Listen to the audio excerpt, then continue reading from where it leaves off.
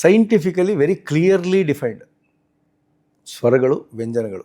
ಏನು ಬರಿತೀವೋ ಅದನ್ನೇ ಓದ್ತೀವಿ, ಅಪ್ಪಿ ತಪ್ಪಿ ಬೇರೆ ಥರ ಓದಲ್ಲ. ಓಕೆ.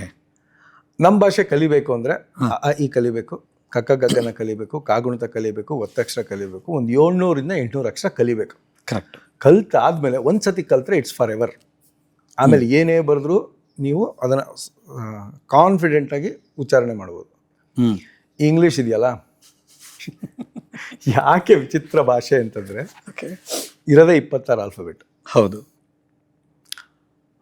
ಅದರಲ್ಲಿ 10 ಲಕ್ಷ ವರ್ಡ್ಸ್ ಇದೆಯಂತೆ, 10-15 ಲಕ್ಷ ವರ್ಡ್ಸ್ ಇದೆ. ಇರೋದೇ ಲಿಮಿಟೆಡ್ ವೊಕ್ಯಾಬ್ಯುಲರಿ. ಏನೋ ಬರೀತಾರೆ, ಏನೇನೋ ಓದ್ತಾರೆ.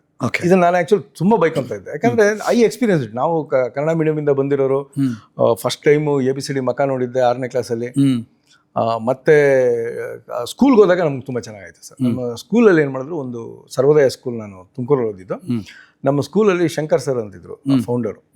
ಅವ್ರದ್ದೊಂದು ಬ್ರಿಲಿಯಂಟ್ ಡಿಸಿಷನ್, ನಾವು ನೋಟ್ಸ್ ಮಾಡ್ಬೇಕಾದ್ರೆ ನೋಟ್ಸ್ ನಾವು ಸ್ಕೂಲಲ್ಲಿ ಕೊಡಲ್ಲ ಅಂತ. ಓಕೆ. ಪಾಠ ಮಾಡ್ತಿರ್ಬೇಕಾದ್ರೆ ಬರ್ಕೋಬೇಕು ಅಂತ.